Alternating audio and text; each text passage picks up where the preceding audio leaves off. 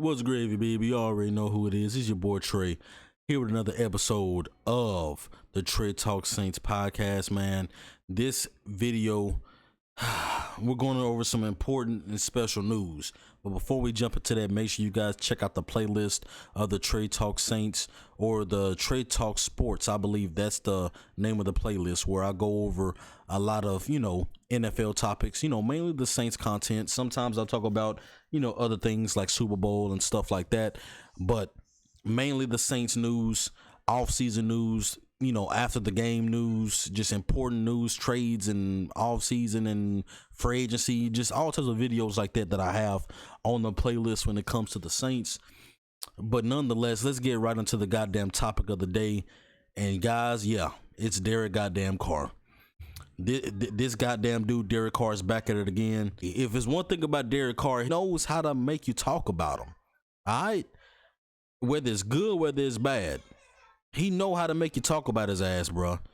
For real, for real. So, this is what's going on with Derek Carr, guys.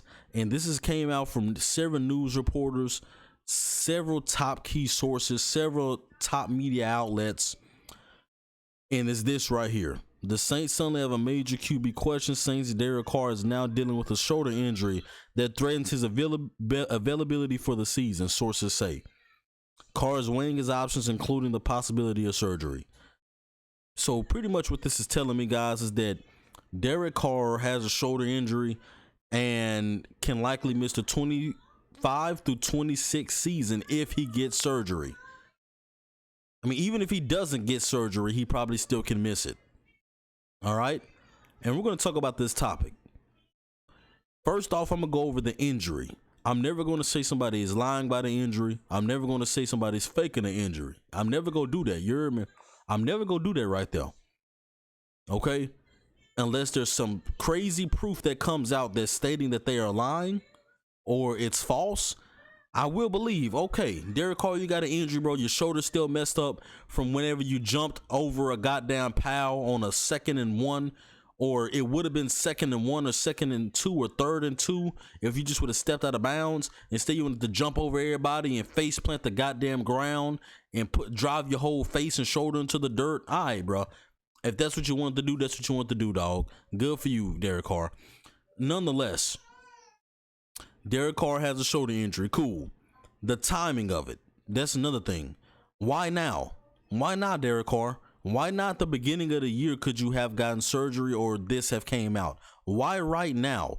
2 weeks or a week and a half before the draft? Why right now? What does this do for Derek Carr right now? This pretty much puts it in a position where the Saints has to think about the draft now. Their approach to the draft is completely different, where they thought they could have maybe sat out the QB race and possibly focused on other parts of the team to build around, and then they could have drafted them a QB maybe in the 2026 draft. You know what I'm saying? But now it makes it to like, damn, maybe we have to draft a quarterback right now because Derek Carr don't want to be here. And now he's talking about being out the whole next season. Do we want to really run it back with Spencer Rattler and Jake Handler as our 1 and 2 quarterbacks? You hear me? So that's the question we got to think about. What we got to think about now, guys, is Derek Carr, outside of the timing of it all, where I feel like that he's doing this because, number one, we didn't trade him and we didn't release him. Because there is mass belief that he wanted to test out free agency because a lot of teams wanted a veteran quarterback in the free agency market. You know what I'm saying? There was a lot of teams that could have used the quarterback. The Giants, he possibly could have went to the Giants. He possibly could have went to the Jets. He possibly could have went to the Titans. He possibly could have went to, some of these teams that needed a quarterback. You know what I'm saying? Maybe the Raiders could have went back to them. I mean, I don't know. But there's some moves that he could have tested out on free agency and maybe made some more money. And, there's a lot of reports saying that he wanted to test out free agency. That didn't happen. So he wasn't happy about that. And he pretty much came out saying that I'm just here to abide by my contract. I'm abiding by my contract. My contract say I got to be here, so I'm here. That's basically what Derek Carr said. And he's not taking a pay cut, so he don't give a damn about the team. And he's been in California chilling on the couch or going to beaches, enjoying the nice weather in Cali the whole offseason. I don't think he's been in New Orleans since the offseason, guys. So we know the dude don't care about the city. The dude don't really care about the team. The reason why I think he's doing this is just to basically say I'm punting on the 2026 or 2025, 2026 season. I'm just punting on the season, bro. I'm sitting out. I don't want to play for this team, dog. I'm just going to sit my ass at home. I'm chilling. I don't want to play. Just like players with contract negotiations, or if they want to be extended, or if they're holding out for money, just whatever the case is, dog. We see it all the time where players sit out for contract reasons. This may not be directly that, but it's not far off. He waited all this time to pretty much be like, you know what, dog? Hey, whatever. I'd rather miss the whole goddamn season and play with y'all motherfuckers. You hear me? I mean, that's just what I'm getting for it. I could be wrong. Let me know in the comment section what y'all think. But I feel like this is him pretty much saying, I'm sitting out for the 2025-2026 season. I don't want to play for the Saints. I made that abundantly clear. I don't want to be here. So guess what? I got this shoulder injury. Let me go ahead and get this surgery and sit my ass down for the year. That's just what I feel like, guys. All right. So beyond that, man, what this does as far as the draft is now, you guys, if you guys don't know the draft order, it pretty much goes like this. The Tennessee Titans, the top 3 picks are the Tennessee Titans, the Browns, and the Giants. The Titans all signed supporting towards Cam Ward. They could swing and get Abdul Carter, or they could trade the first-round pick and get multiple first-round picks and try to stack up, because the Tennessee Titans, they need every goddamn thing, guys. Everything. They don't just need one position, bro. They need everything. Okay? So there's no telling what can happen. Those are the possibilities that can happen. They can trade away the pick. They can draft Cam Ward, or they can get another player.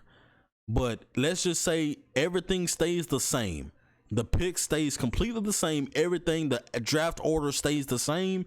It looks like Cam Ward is probably going to the Titans. That leaves number 2. The Browns are reported to liking Travis Hunter a lot. Okay? So, okay, cool. Travis Hunter goes to the Browns. Number 3, this is the key. The Giants have reportedly saying, the Giants aren't really that interested in Shedeur Sanders, and Shedeur Sanders and his father Deion Primetime Sanders made it abundantly clear they don't really want to go to the goddamn Giants. You hear me? So if that serves well and he doesn't go to the Giants, the teams after that don't really need a quarterback, guys. The Patriots don't need a quarterback. The Jets, they got Justin Fields for a couple years. They don't need a quarterback. They're not going to choose a quarterback right now. The Jaguars, they have Trevor Lawrence, a lot of money tied into him. They're not going to choose a quarterback. Know what I'm saying? So, who else? The Raiders, they just got Geno Smith in that trade. They're not going to choose a quarterback. The Panthers, they got Bryce Young. So, that's pretty much where you're left with the Saints now. If everything works out and Shedeur Sanders by the heavens drop to the Saints, you can't pass him up, man. You just can't pass that up, guys. You cannot pass that up. Am I saying he's going to be a superstar? No. Am I saying that he even has the highest upside in the draft? No. The highest upside is probably Cam Ward. But if I had to guess who's the most NFL-ready quarterback, I probably would go Shedeur Sanders. He's played a lot of football, guys. Even going back to Jackson State, he played like 2 years there. Came to Colorado, played 2 years with Colorado. He's seen a lot of football, a lot of snaps. You know who his dad is, so his dad has him prepared. He's worked with several top people, top quarterbacks. Shedeur Sanders is the most NFL-ready quarterback. So if he slides down to the Saints, you got to take him. Just take him, dog. And it's reports that he does not mind coming to the Saints. And the odds are strictly saying that he is going to the Saints. I think it's like minus 2,000 or something that he's going to the Saints. So it's a high possibility that he's dropping to the Saints, guys. And if he does, just take him, man. Take him. Because that puts you into a position to where, hey, sometimes you got to take a goddamn risk to get that next guy in the building.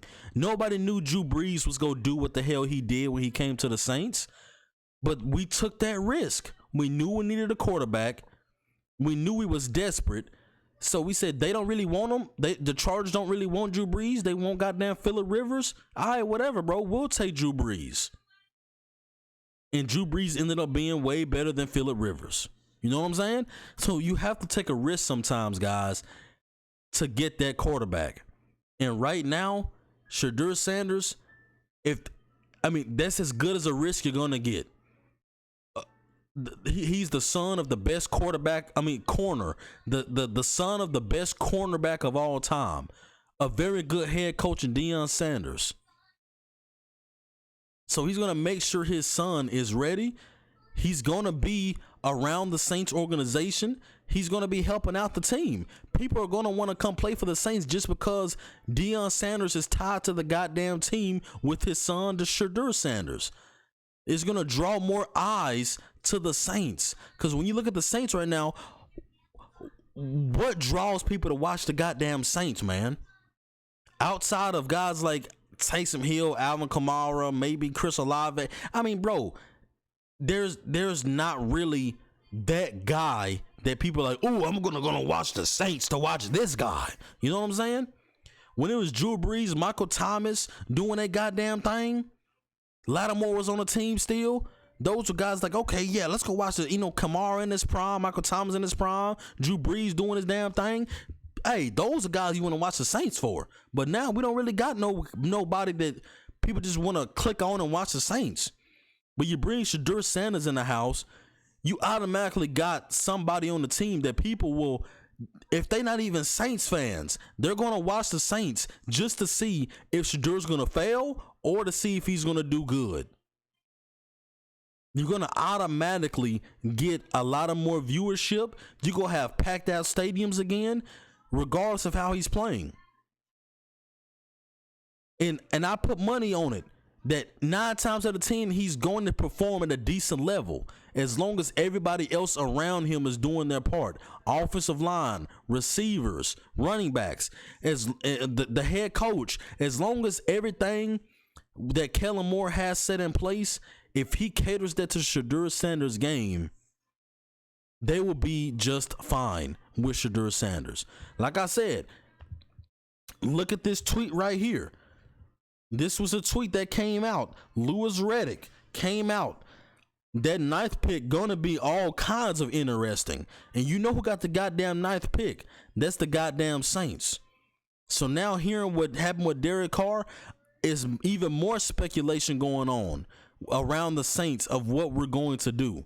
And Coach Prime, this is the active, verified Coach Prime account. Put out them eye symbols. You know what I'm saying, baby? He put them eye symbols out, baby. So come on now. It's obvious that Deion Sanders wouldn't mind his son coming to the Saints either. He wouldn't mind that. Stay in the black and gold. You hear me, baby? Stay in that black and gold.